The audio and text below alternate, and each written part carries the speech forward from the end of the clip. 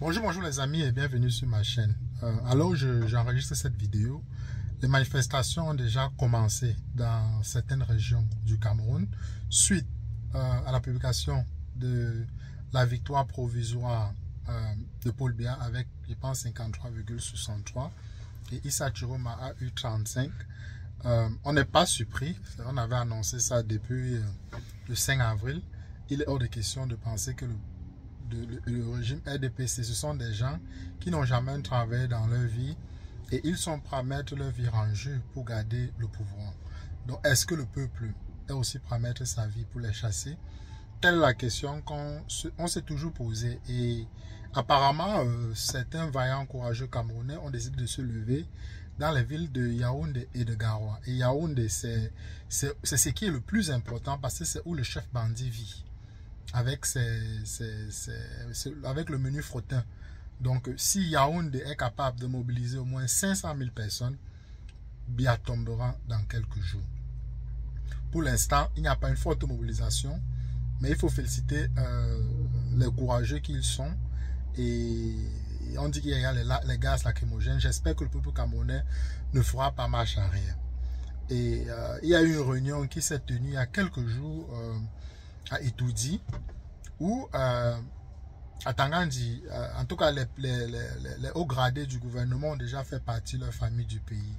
Donc ils savent que les Camerounais ne vont pas les laisser voler cette victoire. Mais comme ils sont prêts à mourir, donc ils veulent tenter, ce sont des peureux, mais ils veulent voir jusqu'où le peuple est capable d'aller. Et ils misent sur la résignation du peuple. Ils misent sur le fait que le peuple ne peut pas tenir sur le long terme. C'est ce que le régime est en train de vouloir tester. Mais s'il n'y a que des... Excusez-moi, s'il n'y a que des mobilisations sporifiques ici et là, ça ne va pas faire tomber le régime. Mais si tout le monde converge vers Yaoundé, le régime va tomber dans quelques jours.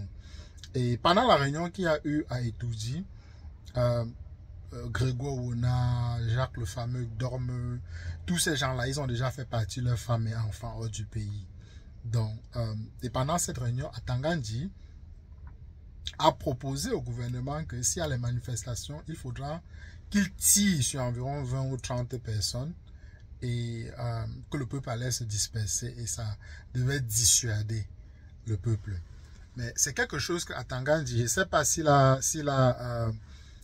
étudié la guerre, mais tirer sur le peuple ne va qu'envenimer la révolte. Parce qu'il s'est dit, comme ils ont tiré sur Célestin Djamène et Ndoki et certains autres candidats du MSC en 2018, tout est passé comme à la lettre. Ils se disent que s'ils accentuent la répression, ça va décourager ceux qui veulent protester. Et c'est une mauvaise analyse de Paul Tangandi qui aujourd'hui a pondu d'ailleurs un communiqué dont je vais vous lire. Il dit dans l'attente sereine, donc ils utilisent toujours le mot serein, donc une manière de vous dire que vous vous fatiguez pour rien. Nous sommes sereins, comme Jacques le fameux Dorma a publié il y a quelques jours que nous sommes sereins. Il dit parce qu'ils savent que vous montez, vous descendez, ils vont gagner. Ils ont mis des personnes à chaque poste où on leur donne un peu d'argent, ils sont prêts à vendre les 7 prochaines années et le futur de leurs enfants. Il dit, dans l'attente sereine des résultats de l'élection présidentielle du 12 octobre 2025, le ministre de l'administration territoriale invite les citoyens à garder leur calme et à demeurer confiants dans les institutions républicaines chargées du processus électoral. Cette période requiert du sang-froid, du civisme et un attachement indéfectible à la paix et à l'unité nationale. Mais de quelle paix est-ce qu'ils parlent? Même la France a déjà donné 72 heures à ses ressortissants de quitter le Cameroun. Parce qu'ils savent que cette fois-ci-là, les Camerounais qui ont toujours été patients ne sont pas prêts à lâcher cette fois-ci. Et généralement, quand ils disent que les Camerounais ne sont pas prêts, il y a certains sardinats ou bien, je ne sais pas si c'est le service secret du Cameroun qui vient pousser dans mes vidéos que je menace qui. Je ne menace personne. Je suis juste en train d'analyser la politique. Vous pouvez aussi aller dire aux Français pourquoi est-ce qu'ils demandent à leurs ressortissants de partir. Donc, continuez à mépriser le peuple. Et quand ce peuple se tiendra debout comme un seul homme, vous n'allez pas pouvoir tenir.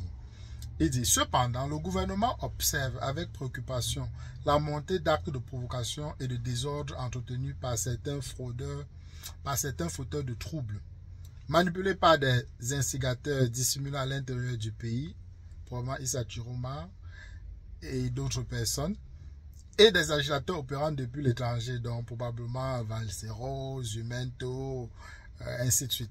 Il dit, l'État du Cameroun tient à rappeler avec la plus grande fermeté qu'il ne tolérera aucune tentative d'insurrection ni d'atteinte à l'ordre public. Mais c'est depuis le commencement que tu menaces à Tangandji. Ne penses-tu pas que tes menaces à 2 balles ne dissuadent pas le peuple? Au contraire, ça pousse même le peuple de plus en plus à se révolter. Puisque tu as commencé les menaces avant les élections. Mais voilà, pendant et après les élections, il y a des manifestations. Donc tes menaces ne servent à rien. Donc garde-les pour toi. Il dit, c'est dans ce contexte que plusieurs interpellations ont eu lieu à Garoua. Donc il est en train de faire peur à d'autres personnes. Il dit que les interpellations ont eu lieu à Garoua. À la suite d'actes d'incitation à la révolte et à l'insurrection. Mais les gens de Garoua, depuis que Chiroma est là-bas, vous n'avez pas pu l'attraper. Même hier, ils ont fêté la victoire de Chiroma. Est-ce que ces intimidations que vous faites, monsieur Atangandji, est-ce que quand vous voyez là, est-ce que ça fait peur? Ça ne fait pas peur. Au contraire, ça n'ira qu'en montant, que crescendo. Il dit, parmi les personnes interpellées, 20 seront déférés devant le tribunal militaire pour répondre des faits d'insurrection et d'incitation à la rébellion. Toi-même, tu seras... Toi, on ne va même pas te traduire. Je ne suis même pas sûr si tu vas vivre si on met la main sur toi. Tu n'iras pas en prison à Tangandji. Si tu as la malchance, tu ne fuis pas le Cameroun. Je suis sûr que tu ne verras pas le lendemain quand un Camerounais va te toucher. Il dit, d'autres mis en cause, impliqués dans des actes criminels, ont été acheminés vers Yaoundé pour la poursuite des enquêtes. Donc il m'a dit qu'il a attrapé plusieurs personnes et parmi les personnes qu'il a attrapées, 20 vont aller au tribunal militaire et d'autres, ils ne sont pas trop sûrs, donc ils vont continuer les enquêtes. Il dit, le ministre de l'administration territoriale réaffirme avec force la détermination du gouvernement à préserver la paix, la stabilité et l'intégrité du territoire national. Il exhorte les populations à se désolidariser de toute entreprise subversive et à collaborer avec les autorités compétentes pour que le Cameroun demeure un état de droit fort et indivisible. Donc, c'est que le PCN a fait en 2018. Donc, les Camerounais vont dans la rue pour attraper d'autres personnes, pour les livrer encore à la police, comme ils ont fait en 2018. On vous a dit, monsieur Atangandji, 2025 ne sera pas comme 2018.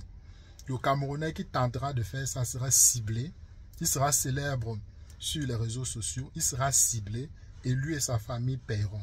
Parce qu'actuellement, nous sommes en combat et on ne tolérera aucun traître. On a toléré beaucoup de choses et vous avez décidé de passer en force. Donc, il est maintenant, vous dites force reviendra à la loi. Moi, j'ai dit force reviendra au peuple souverain du Cameroun. Félicitations à ceux qui sont sortis, que ceux qui peuvent sortir et donner main forte le fassent. Et parce qu'il faut vraiment faire partie de ce régime dictatorial. Ils ne peuvent pas repasser pour 7 ans. C'est impossible. Donc voilà ce que je voulais partager avec vous les amis. On se reprend très rapidement dans une prochaine capsule.